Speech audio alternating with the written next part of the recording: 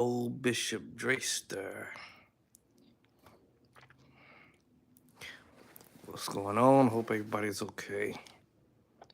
Happy New Year's to everybody that's still alive and kicking and ticking.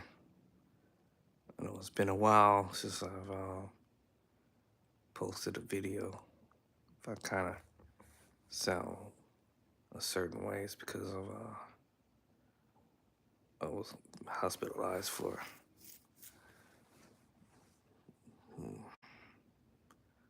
2 weeks, I think. Almost about 2 weeks, 10 days, 11 days.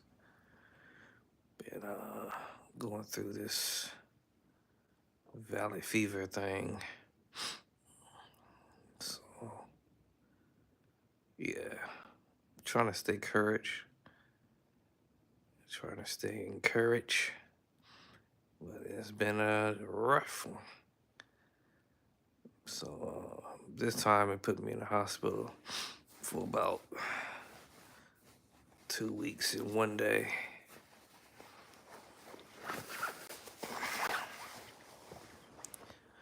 First time it put me in the hospital at 23, literally few weeks before my birthday. So 23, I didn't have a fantastic ending of that year, but I probably should say this differently.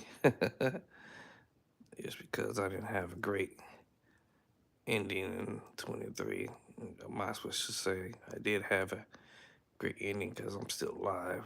That's the greatest ending that you can have, other than just being sick, suffering from valley fever. So, yeah, this is your boy, Andre, aka Bishop Drayster. So, thought I'd come on, let y'all know I'm all right, still alive, kicking and ticking. Miss playing the organ and the keys. I said the keyboard, much as I hate playing keys. But, what's going on, Anthony? How you doing, sir? Oh, Anthony, I get the name wrong. And Anthony, yeah, I got it right that time. But, so 23, I contracted valley fever. And, hey there, lonely boy. Yeah, you in the hospital, you do feel like you by yourself. I'm home now. The first time I was hospitalized back in November, um, November 10th, 4 days, 4 nights. I contracted valley fever. A lot of people don't know what valley fever is. Look it up. It's been kind of on a rampage lately. I've been hearing from that time I got sick all the way until today of 25.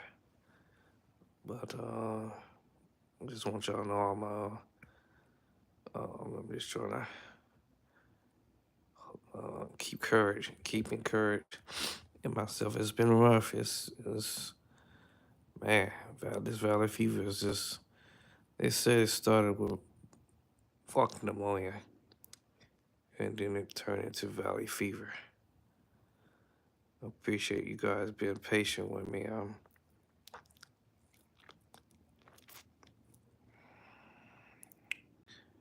Yeah. Whew, man. But yeah, uh, you know, I wish this thing could pass me by a lot quicker and get this sickness over with. But it's valley fever. If you're not familiar with it, is they say it's from The valley, I ain't been to no valley. Y'all see some tears falling out my eyes. It's because I was laying on my side and I was a little bit kind of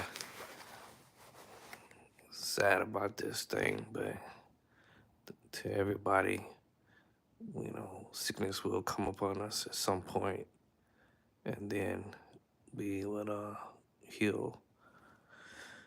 But I miss y'all, man, coming on and dropping some chords and having fun on the organ and on the keys. Appreciate y'all. Keep me lifted up in prayers.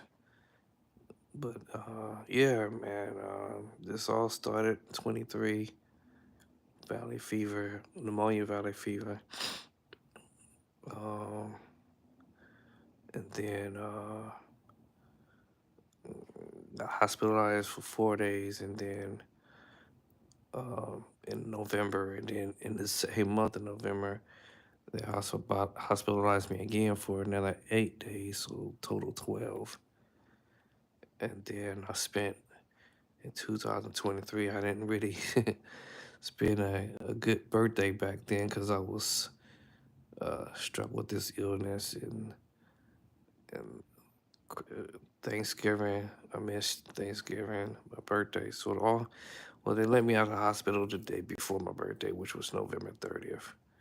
So at least I can't say I missed my birthday, but I didn't have what I consider the best birthday other than just being sick. A lot of people couldn't come by to see me because the valley fever, if you're immune, your immune system is extremely funny from this infection and whatnot. It all started in my lungs. That's the craziest thing. And then uh, it moved to my lower back in June or July. But I think it had already been in my body system longer than that.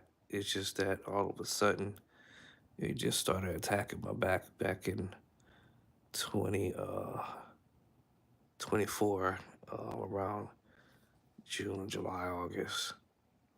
And then it wouldn't let me go. It wouldn't let up.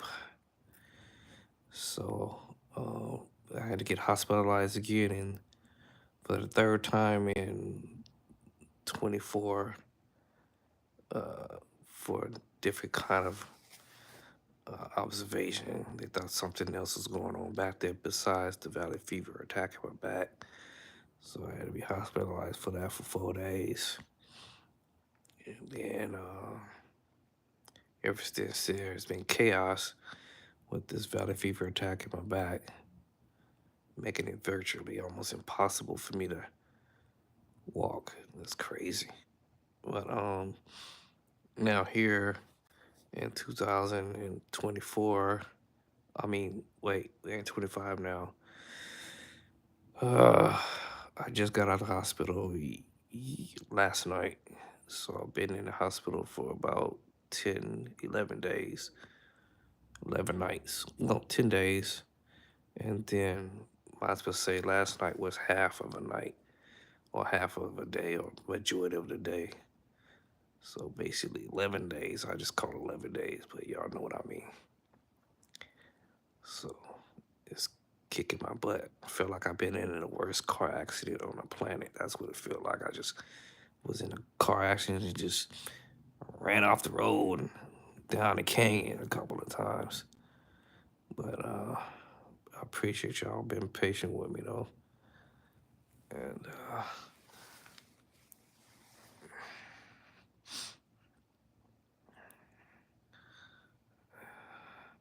man, are you sick? I hope you're not. Yeah, I've been sick for a while. Been fighting valley fever. It's crazy. I have a lung infection. Yeah, it started in my lungs. It cleared up from my understanding. What's going on? Hey. Um, You calling me old? That make me sound like I'm an old dude. I am an old dude, actually. I'm about to be 60 in about 3 years from now. Don't make me laugh. That make my side hurt. Oh, yeah, it's been it's been rough, y'all. But I know it's been a while since I smashed on the organ and the keyboard and my bass, about the bass and all this stuff happened. But yeah, my hair is a hot mess. Somebody told me in the hospital, "Don't worry about your hair, man. Worry about your health. Your hair is gonna grow back if it fall out." Oh man. But yeah, this pain is utterly off the chain. But look it up, valley fever. Valley fever can put a horse down. You can put a horse down, you can put an elephant down, they can put anything down. If it's standing, valley fever can knock you off your feet. And I don't care how tough you might be. Believe me, I'm pretty a tough little dude, tough little dude, but this valley fever is kicking my tailbone. Whew. Got my back hurting, my side hurting, my everything hurting. So valley fever is technically from the valley, they say, but I haven't been to no valleys and been out of town. I have never been out of town. I haven't had no vacation to go anywhere to do anything because COVID was back then in 2020. Then that's when the president shut down the nation, so to speak, for a while.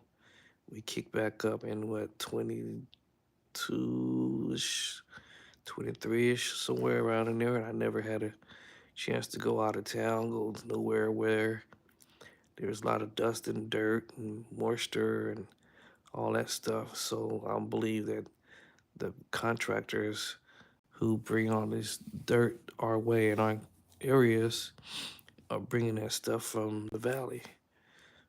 Ferrisno, all down that way, Vacaville, and I can go on what names areas where they say this stuff is from Southern California, and I don't know why my nose is stuffy, maybe because I'm laying down. But so yeah, and then what happens is they're building new homes up in somewhat my areas, so I have reason to believe that that stuff went airborne and somehow I breathed it in, and the dirt is from it's the moisture that's settled in the ground and the dirt and the dust and all that filtered in the air. So I believe that's how I contracted it. But again, I didn't go anywhere. I'm just my house and work, and that's it. 7 minutes away. Is that my dog? Or is that my next door dog? Next door's neighbor's dog. My dog they almost sound identical when they bark sometimes. But that's my dog. I know how his bark is. I don't know why he barking. I can't just jump up and go see what he doing. But anyway, so y'all pray for me that I get well. So I feel like I got beat up. It's terrible. But Valley Fever, just letting people know. Recently heard some stories just a few moments ago from some friends of mine, people I've been knowing for a while, spouse, and and the craziest thing is it seemed like it's attacking us guys more so than anything because uh, I don't know why, but well I do know that my friends, my ex barber husband worked out in the field doing sprinkler systems in people's yards and things of that labor, that type of labor. So I wouldn't be surprised that a person who works in that field of type of work would get valley fever. You know, doing construction work, driving those big trucks and putting all that dirt on your truck. I wouldn't be surprised, but that's I don't even do that kind of feel and still um, got sick. So I'm just only assuming that because of the truckers bring that dirt through my neighborhoods or around the surrounding areas on the highway, and it blows it goes in the air and it gets in your lungs. You breathe it, and then next you know you're sick. But valley fever attacks people differently. Either attack your finger, attack your eye, your nose, your lungs, obviously, arm, hand, neck, back, just about anything that it can cling through, cling onto in your body if it can get there if you don't get it medicated immediately.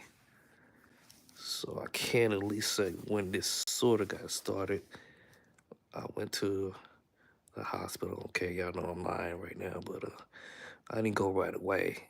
I should have went right away, but I didn't. I was trying to be Mr. Macho Man. I thought maybe I twisted a muscle or something, and I had this sharp pain, and that's all hard. That's all got going. So immediately I just went for the Motrons or the Tylenol, that type of stuff. Thought that this was gonna go away in one day, and it didn't. Had I just would have listened to the wifey, and the wifey kept saying, "Bro, get up, just go to the hospital, go see the doc." But I kept telling her, "Nah, man, I got this. Right where I'm laying here, y'all, literally right here in my bed. I was in pain and I wouldn't get up to go to the hospital. Well, I did get up and hit the floor a couple of times, and then the wifey was like, "Bro, you need to go to the hospital, cause." So I guess what I'm saying for my brothers out there, if you feel some type of way, some type of illness, go see a doctor. Go see a ER doctor or your primary doctor, whatever. Don't wait and do what I did, cause I think probably, and I'm just only assuming, if I had it, just went as soon as I felt this pain. And the cold thing about it, y'all, I was at work when this happened. Yep, I was at work when this all got started. Literally get ready to clock out, and I work in the hospital. Yeah, but my brain was saying, "Oh, maybe I just twisted my back. Maybe I got up the wrong way." And as soon as that pain hit, boy, I'm not even gonna lie, man. It put me on my knees. I was like, "Whoa." Anyway, I did the Muncho Man thing, took the Motrin and Tylenol, got to the clock, clocked out, got to my car, and sat there for 20 minutes because I couldn't move. My body was just literally hurting like the worst of the worst pain on the planet. It was terrible. Got home finally. The cold thing is, I left 7 minutes for my job. It took me freaking 25 minutes to get home. Not only just to get home and get in the house, it took me another 15 because I was super in pain. Then once I got in the house, then I got off at 7 in the morning, 7:30 in the morning, all the way until my wife got home at 1:30, 2 o'clock in the afternoon. I was in pain all that whole time. The whole time my wife kept saying, "Go to the doctor, go to ER, let's go, let's go, let's go." I kept saying, "Nah, man, I got this." Y'all know how this went. By midnight, I couldn't take it no more. I was gonna wing it out until 3 in the morning the very next day, which would have been Friday morning. Friday, 3 a.m. in the morning. I couldn't wing it no more. The pain was just beyond. I think the 2 times that I fell down when my wife asked me to go to the hospital when she got home first, home from work, this would have been, this probably wouldn't even gone as far. I probably wouldn't have had to deal with this. But fell to the floor twice, and she was like, I'm calling 911. This ain't funny. She thought I was playing at first. She was like, and then I fell twice to the floor because the pain was over the top. And she was like, bro, I'm calling 911. I'm calling them right now. I'm like, no, don't call. Hold on. Y'all know how we do us guys. I was like, just hold on for a minute. Let me get my manhood together. The reason why I'm saying this to my brothers out there, or even sisters, if you feel some type of way, don't wait or hesitate. Honestly, this thing could have killed me. be Being real with y'all, I thought I was gonna die. Yeah, I'm gonna let that sit there for a minute. Oh man, so I couldn't take it no more. And then told my wife, said, hey, when you get ready to go to work the next morning at 3 in the morning on Friday morning, I'll just drop me off at the hospital. And she was like, okay, all right, we agree you going. I was like, yeah, I'll go there. Y'all, I promise y'all, I didn't even make it past 11:45. Well, actually, I made it past 12 o'clock because that's about the time I made it to the hospital on a thin priest, a very thin, y'all know I'm trying to get it out of my mind now. I barely just made it there. And my wife didn't go because she was asleep and I kind of snuck out. But she kind of knew I was leaving, but I ain't gonna lie, y'all. I don't even know. It's kind of funny for me seeing, thinking about it right now, but I don't even remember how I even got there. That was just like crazy. I got there somehow. Got in the yard and they was like, "What's going on?" I couldn't talk, y'all. My voice was done, gone. I ain't have no cough, no sneezing, no snivels, and none of that stuff. It was just a sharp pain to the back and to my chest. Like like I was about to have a heart attack or something. And then they was trying to talk to me, but I was like, man, I don't even, I can't even speak right now. Just like I was speechless. So anyway, got me in the ER. They thought that because I couldn't talk, sometimes the doctors could be trigger happy sometimes. My wife must be burning the incense because now my nose is getting all jibbled up. But they thought they was gonna have to do a surgery on me before gallbladder clogged up. And then I said, no. That was probably the one time y'all heard me talk that time. I had got all the little air I had in me, left in me, and said, don't cut on me, please don't cut on me. And the doctor was like, well, we believe that your gallbladder is clogged up. This is what's making you have this extreme severe pain. And I kept saying, no, that can't be it, man. Come on, doc. Let me think. So he went out, came back with the phlebotomist. They took blood from me. He came back and said, okay, what do you think it is? And I said, pneumonia.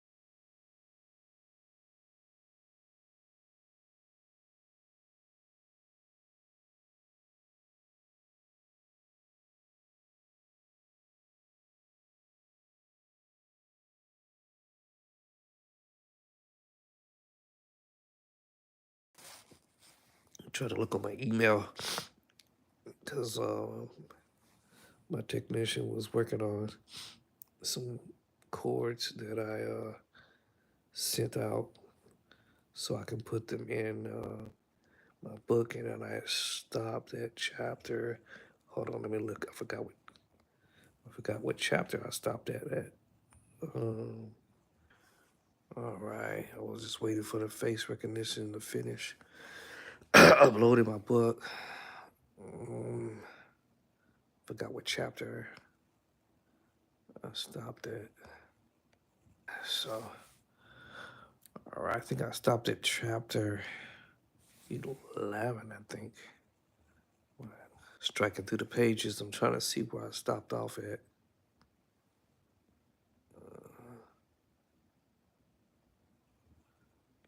All right, I was going back and forth with my cell phone trying to see. I don't have my iPad with me, but I was trying to finish this book. I was trying to see what chapter did I stop off at. Let me see. Chapter 12. I think I stopped at chapter 12. My music book is going to be designed where you're going to have chords that I done picked up from, or that I do or whatever. But they're going to be chords that other cats be playing. The heavyweight musicians be playing these nice fat chords. So I think I stopped at chapter 11, I think. I don't know why I keep saying 12. Because it looks like when I get to chapter 13, I think that's when I got sick with Valley Fever more so. Then I couldn't finish it.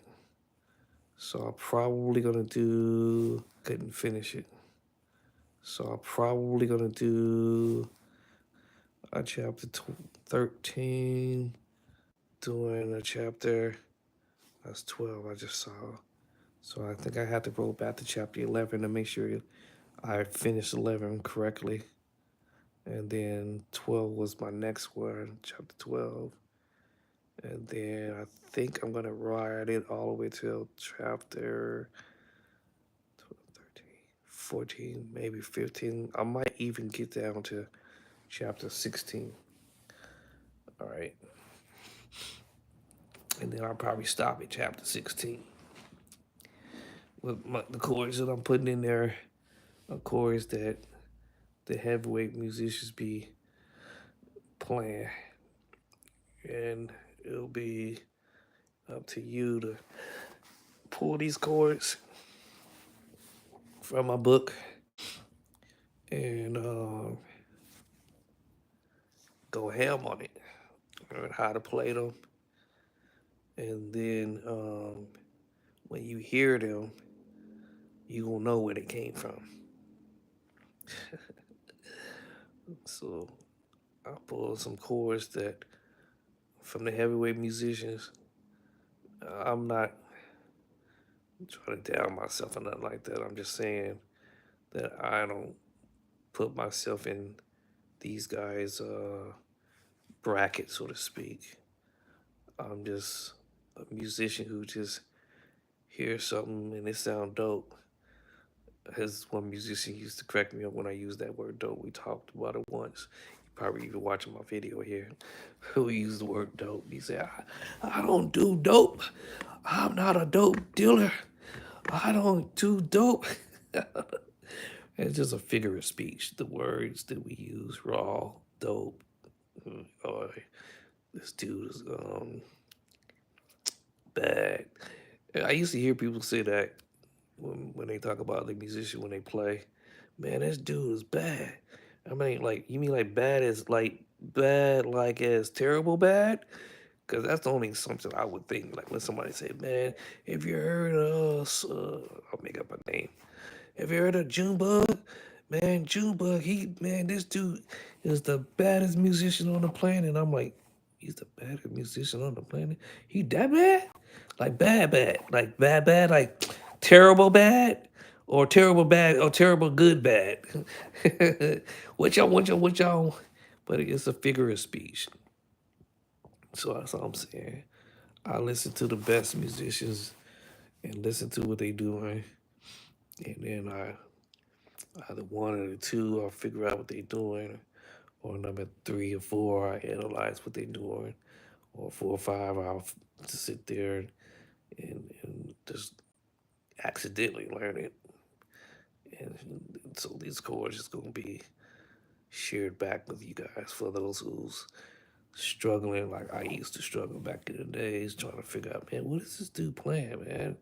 This dude, this dude, man, this dude's so super dope. That's what I do. I just listen to cats all day. Um, I tried to do it when I was in the hospital. Yeah, that wasn't too fun because I had a roommate, but I tried my best to listen to it. I put my headphones on,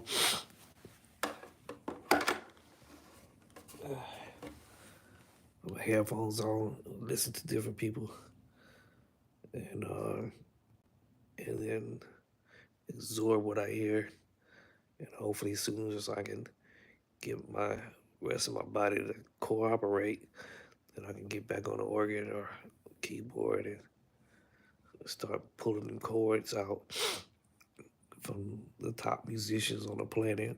Some of the people who I've already pulled information from. They just don't know it yet, but uh, and I'm gonna put it in the book. So most of these cats are a lot of these musicians are my favorite musicians that I listen to. So I figured why not learn from my favorite musicians? A combination of stuff that if you sit down and you practice every day from a beginner musician, and when I say every day, as many times possible over a period of time, then you start discovering chords on your own. And then when you hear somebody do something, you're gonna be like, oh, I played that before, and it doesn't matter what key it is. You're gonna be like, yeah, I played that chord before. That chord movement might be in an A flat, it might be in D flat. It might be a mood that goes in E flat. It might be a mood that goes in the key of D, F sharp, G flat. So everything I'm talking about is gonna be about foot basic. It's funny I'm saying it now, but you're gonna learn the theory behind the madness. Cause I didn't want to learn the theory in the beginning. Well, even when I was a lot younger, I didn't want to learn this foolishness. Who wants to learn theory, man? I just wanna go learn how to play for this church choir on the church praise worship team, play behind the preacher. I just wanted to show me how to do it right now. Show me, y'all remember that website, showmethat.com? Show me how to play. I didn't want to take no theory classes to figure out what people are doing. I just want to go straight to the juggler, if you will. Teach me how to play. So now I did a circle to go back and start learning how to do my skills, the number system, and then learning your tritones, and then learning your chords, learning the number system. And believe me, like that, I really wanted to do all that. But I did go back. Now, I don't know how much of this illness that I had is gonna make me forget some of this stuff, but they say once you have already learned how to walk, crawl, slide, crawl, walk, run, and you always been a runner, you always learn how to start all over from the beginning. And you slide, and then you slide, you crawl, you begin to step one step at a time, and then next you know you're running. So all these chords that and it takes time to do this stuff. It's not like um, it can be done in one day. So all of it's done manually with my technician and myself. I'm doing the actual writing part of the book, which is the language part of it. And then my technician is doing the chord charts, and all that stuff. And then all I have to do is copy um, the email from my email because everything goes straight to my email. And then I'll put it in a big old PDF folder and all that type of stuff. Be my own book, my own information that I've gathered over time, and then what my knowledge of what I'm getting, share with you guys. And my book comes out. I think what I'm gonna do with the book is not think, but I believe how my book is gonna come out is electronically. Where you can use your devices to gain access to the book. Of course, it'll cost you a little something. It's gonna be worth it. I'm not gonna tell y'all the book is gonna be $45 and $100 because that's just ridiculous. But it will be affordable, and believe me, it will be worth your while. Because believe me, I wouldn't put my time and energy and putting into the book if I didn't think it was gonna be worth anything. And I figure the amount of time and energy I'm placing into this book, make it affordable for everybody that's new, wanting to learn how to play. I wouldn't. I know a friend of mine told me this funny, but he been playing for many years. But he was like, "Man, I'll support you. When your book comes out or whatever." I'm telling him like, "Bro, you ain't gotta support me on my book because basically I'm learning this stuff from you. I'm learning it from you, but I'm just putting it on paper. I'm learning some of it from him. Most of it from him was just what he taught me, musical wise, and not from the theory portion. So most of it was just musical wise. You've already catch what I'm saying. So you could have a music teacher can show you stuff, but they don't show you or tell you about the theory behind the madness. So the theory behind the madness is I'm taking what I was taught, right, and also what I've learned on my own by myself, of course, and then ideas that I hear other musicians doing, you know. So when I say the minor second, and I tell you the major second, the minor third, the major third, then you have the fourth, right? Then you have tritone. That would have been number one or two, three, four, five, tritone, right? Because it's tritone is if you do the numbers, it's the six. It's the six um, semitones note up from your note that you're playing. So if I play one note, it's six notes up, but that will be your minor six, technically. Yeah, it will be the minor six. So we had the fourth, right? Then you have the fifth. So you have your one. Your one is any given note. It could be A flat, or you can say C sharp or D flat. Whatever note you choose, it could be G. Doesn't matter. It could be A. Right? Okay, it could be B, right? Because it's your root note.